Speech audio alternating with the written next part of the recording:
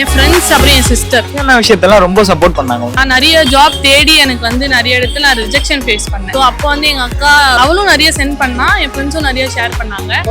இன்டர்வியூஸ்லாம் போய் அவங்க கூப்பிடுறதுலாம் கஷ்டமா தான் இருக்கு. ஏன்னா எல்லாருமே வந்துட்டு ஒரே இதுல மேபி வேற என்ன டிஃப்ரெண்ட் ஃபீல்ட்ல ஃபோக்கஸ் பண்ணா கிடைக்க வாய்ப்பு. ஆக்சுவலி ரெக்கமெண்டேஷன் ரொம்ப அதிகமா இருக்கு. கூப்பிடுறாங்க, எடுக்கிறாங்க, ஆனா யார் ரெக்கமெண்ட் பண்றாங்களோ அவங்க வெளில போயிடுறாங்க. பட் ஆனா நான் எந்த இடத்துல டவுனா இருக்கணும் அவங்க வந்து கிடைக்கும், ஏன்னா அவங்களுமே ஃபேஸ் பண்ணாங்கன்றனால அவங்க அந்த இடத்துல என் கூட ஸ்ட்ராங்கா நின்னாங்க. கிடைக்காதுன்னு ஒருத்தவங்க 4 பேர் சொல்லும் போது அவ பண்ணுவான்ற ஒரு நம்பிக்கை அவங்களுக்கு என் மேல இருக்கும். அதனால என் ஃப்ரெண்ட்ஸ் அண்ட் என் சிஸ்டர் ரெக்கமெண்டேஷன் ரொம்ப அதிகமா இல்ல, யாருமே நாங்களுமே அது செய்யல. நான் பிகாம் கார்ப்பரேட் செக்ரட்டரி படிச்சேன். ஐடில மார்க்கெட் அனலிஸ்ட் சைக்காலஜி படிச்சேன் ப்ரோ. படிச்சு முடிச்சிட்டீங்க, வேலை ஈஸியா கிடைச்சிருச்சா?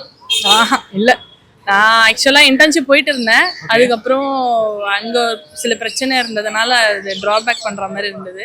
திருப்பி ஒரு 9 months கழிச்சு தான் எனக்கு இப்போ ஒரு கம்பெனி நான் ஜாயின் பண்ணியிருக்கேன். இப்ப காலேஜ் முடிச்சுட்டு வெளியே வரீங்க இல்லையா? வெளியே வந்ததுக்கு அப்புறம் அந்த வேலைக்கான ஒரு ஸ்பேஸ் இருக்கும் பாருங்க, கொஞ்சம் டைம் எடுக்கும் பாத்தீங்களா?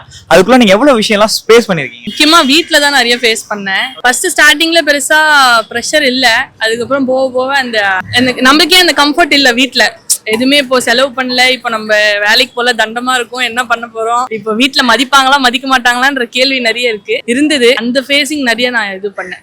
இந்த டைம்ல யார் உங்களுக்கு ரொம்ப சப்போர்ட்டிவா? என் ஃப்ரெண்ட்ஸ் அப்புறம் என் சிஸ்டர் என்ன விஷயத்தெல்லாம் ரொம்ப சப்போர்ட் பண்ணாங்க? லைக் இப்போ நான் நிறைய ஜாப் தேடி எனக்கு வந்து நிறைய இடத்துல நான் ரிஜெக்ஷன் ஃபேஸ் பண்ணேன். ஸோ அப்போ வந்து எங்க அக்கா அவளும் நிறைய சென்ட் பண்ணா, என் ஃப்ரெண்ட்ஸும் நிறைய ஷேர் பண்ணாங்க. பட் ஆனா நான் எந்த இடத்துல டவுனா இருக்கணும் அவங்க வந்து கிடைக்கும், ஏன்னா அவங்களுமே ஃபேஸ் பண்ணாங்கன்றனால அவங்க அந்த இடத்துல என் கூட ஸ்ட்ராங்கா நின்னாங்க. கிடைக்காதுன்னு ஒருத்தவங்க 4 பேர் சொல்லும் போது அவ பண்ணுவான்ற ஒரு நம்பிக்கை அவங்களுக்கு என் மேல இருக்கும். ஸோ அதனால என் ஃப்ரெண்ட்ஸ் அண்ட் என் சிஸ்டர் படிக்கிறப்ப என்ன சொல்லுவாங்கன்னா, ஐ திங்க் படிச்சு முடிச்சுட்டு டிகிரி வாங்கிட்டோம் அப்படின்னா உடனே அடுத்த செகண்ட் வேலை இருக்கு, நிறைய சம்பாதிக்கலாம், பெரிய இடத்துல போய் செட்டில். அப்படிலாம் இல்ல, அது ஒரு மாதிரி டிஃப்ரெண்ட் கைண்ட் ஆஃப் எக்ஸ்பீரியன்ஸ் தான். லைக் இப்போ நான் ஜாப் ஜாயின் பண்ணிருக்கேன். சப்போஸ் நான் இன்னைக்கு டயர்டா இருக்கேன், ரொம்ப ஸ்ட்ரெஸ்ஃபுல்லா இருக்கேன்னா நான் அந்த நாட்களை கண்டிப்பா ஞாபகம் வச்சுப்பேன். அப்போ அது ஞாபகம் வச்சிருந்தா இந்த வேலையை விடக்கூடாதுன்ற கான்செப்ட் என் மைண்ட்ல இருக்கும். சமாளிக்கவே முடியல, செம்ம ப்ரெஷரா இருக்கு, கண்டினியூவா ஒர்க் கொடுத்துக்கிட்டே இருக்காங்க. ஒரு கட்டத்துக்கு மேல வேணா நம்ம கியூட் பண்ணிடலாம் அப்படின்னு நினைக்கிறேன். இப்போ வரைக்கும் எனக்கு வரல பெருசா எதுவும், நான் அவ்வளவு ஸ்ட்ரெஸ் ஃபீல் பண்ணது இல்ல. வரலாம், நம்ம கொஞ்சம் வளர வளர அதுக்கான ஸ்ட்ரெஸ் கொஞ்சம் ஜாஸ்தியா இருக்கும். நீங்க என்ன யோசிக்கணும்னா, நம்ம அந்த 6-7 மாசம் வேலை எல்லாம் மறந்து பாத்தீங்களா? கண்டிப்பா இருக்கிற யங்ஸ்டர்ஸ் எல்லாம் இருக்காங்களா, ஐ திங்க் நிறைய பேர் வேலை தேடிட்டுவங்களா இருக்கட்டும், இல்ல ஒர்க் பண்றவங்களா இருக்கட்டும், அவங்களுக்கு எல்லாம் ஒரு விஷயம் சொல்லுவீங்க அப்படின்னா? பொறுமையா இருங்க, கிடைக்கும். உங்களுக்கான பேஷன் தேடி ஓடுங்க, அவ்வளவுதான். இது எவ்வளவு அழகா புரியுது, அப்படி சொல்லணும் டக்குனு.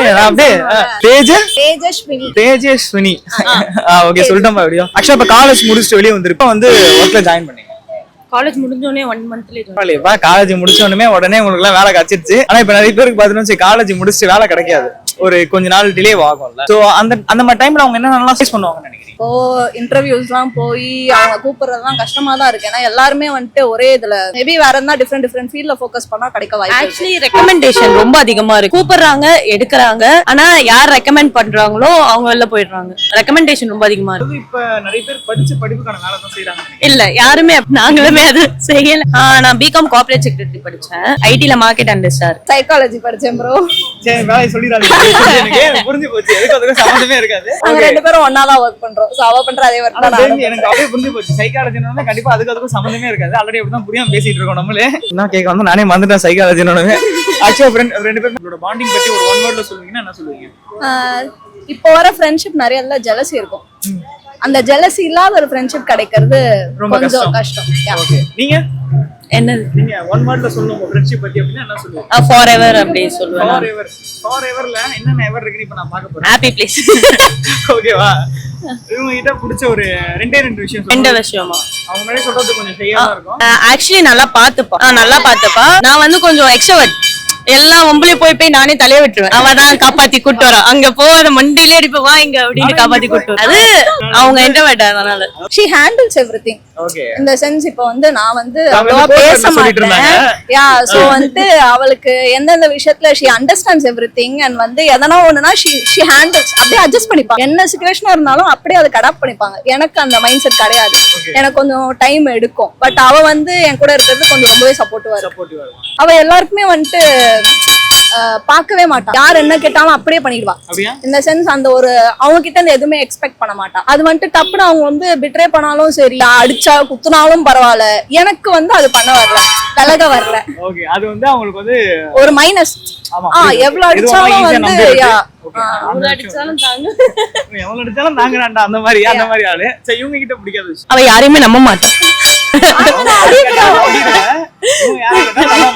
யாரையுமே நம்ப மாட்டான், ஸ்பேஸ் கொடுக்க மாட்டான். கொஞ்சமாச்சு யாருன்னா நம்பணும். எடுத்தோடனே அவ சொல்லிடுவா வேணாமனே வேணாமனே அப்படின்ட்டு.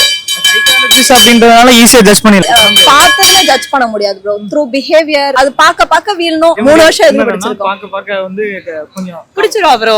எதனா பண்ணா பிடிச்சிருவா. நான் என்ன பண்ணாலும் பிடிச்சிருவா. போகாத, நீ அடிதான் வாங்குவேன், நான் இப்பவே சொல்றேன்னு. நான் போறேன், நீ என்ன சொல்ற அப்படின்னு அடி வாங்கிட்டு வருவா. எக்ஸ்பீரியன்ஸ் இருக்கும் போல இருக்கே. வாங்க அப்படியே வாங்கினா அடிக்கல அந்த மாதிரின்றீங்களா? என்ன மாதிரி அடிக்கலாம் வாங்கியிருக்கீங்க? இப்படி அடிக்கலாம் ஃப்ரெண்ட்ஷிப்ஸ் தான், மத்தபடி நம்ம ஒருத்தவங்க நம்புவோம். சரி நம்ம அவங்கள பாக்குறோமே, அவங்க நம்மள பாப்பாங்கன்ட்டு பாக்கணும்னு அவசியம் இல்லை. சரி எதனா ஒரு இடத்துல நிப்பாங்களேன்ட்டு யாருமே நிக்க மாட்டாங்க ப்ரோ. அதுதான் பிரச்சனை என்னன்னா, நாங்க ஏமாந்து அதெல்லாம் பண்ணா பரவாயில்ல. எங்களுக்கே தெரிஞ்சது, எங்களுக்கு அந்த விஷயம் தெரியும். அவங்க தெரிஞ்சுமே அவங்க வந்து தெரிஞ்ச ஏமாறுவாங்க, அதனால இவங்க உசாரா இருக்காங்க. நான் யாரையுமே ஜட்ஜ்மெண்ட்லாம் பார்க்க மாட்டேன். பேசுறாங்க அவ்வளவுதான். அதோட ஏமாத்துறாங்கன்னா அவங்க தான் ஃபீல் பண்ணுவோம். நம்ம வந்து பிளைண்டா இருக்கும். அதனால நம்ம வந்து ஃபீல் பண்ண வேண்டியது இல்ல. அதனால வந்து பிரிகாஷன்ஸா இருக்கிறது தப்பு. அதாவது காலேஜ் முடிச்சவன நான் காலேஜ் முடிச்சு 3 வருஷம் ஆகுது. எனக்கு புரியல. எனக்கு ஆக்சுவலா நீங்க எங்க ஓட்டு போட மாட்டேன், ஓட்டு ஐடி வாங்கலாங்க. நானும் போய் அப்ளை பண்ணிட்டு தான் வரேன். கண்டிப்பா போட்டுருக்கீங்க. ஆல்ரெடி யாருக்கு போட சொன்னா ஒண்ணும் பிரச்சனை இல்ல. சீமானுக்கு போட்டேன் ப்ரோ. எதுக்காக சீமான சூஸ் பண்ணீங்க? டிஎம்கே ஏடிஎம்கே எனக்கு வேண்டாம். சோ அத தவிர பாத்தீங்கன்னா அப்போ சீமானோட ரீல்ஸ் நிறைய வந்துச்சு ப்ரோ. சோ அத பார்த்து மனுஷன் பேசுறாரே, சரி ஓகே போடலான்னு போட்டேன்.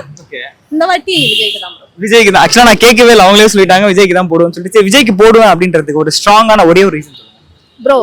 he understands இந்த ஜெனரேஷனோட ரியாலிட்டி and educated people கொண்டு வராரு, which is more important. அவர் சுத்தி எல்லா சீக்வென்ஸ்மே பாக்குறாரு and I believe that he will do everything ஒரு சேஞ்ச்.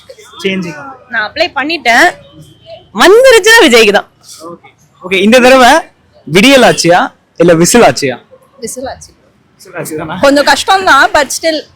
ஆனா பட் நிறைய பேர் என்ன சொல்றாங்கன்னா ஒரு ஜெயிக்கிறதுக்குலாம் வாய்ப்பே கிடையாது அப்படின்றதா இருக்கு. மாதிரி தான் எங்களுக்கும் இருக்கு, பட் நாங்க நம்புறோம் ப்ரோ.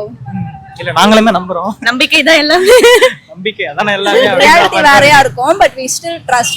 மறக்காம பாத்துட்டு இருக்க எல்லாருமே பாத்தீங்கன்னா நான் சொல்ல மாட்டேன், நீங்களே சொல்லிட்டு கன்ஃபார்ம் பண்ணிட்டு கமெண்ட் பண்ணிட்டு போயிருங்க யாருக்கு ஓட்டு போட போறீங்க அப்படின்னு சொல்லிட்டு. நான் கேட்டேன்னா அப்புறம் அதை கான்ட்ரோவர்சி ஆக்கிடுவாங்க. So thank you so much. Controversy ஆக்கிடாதீங்க ப்ரோ ப்ளீஸ். நீங்க எதுலயுமே கான்ட்ரோவர்சியா பேசவே இல்லை நீங்க.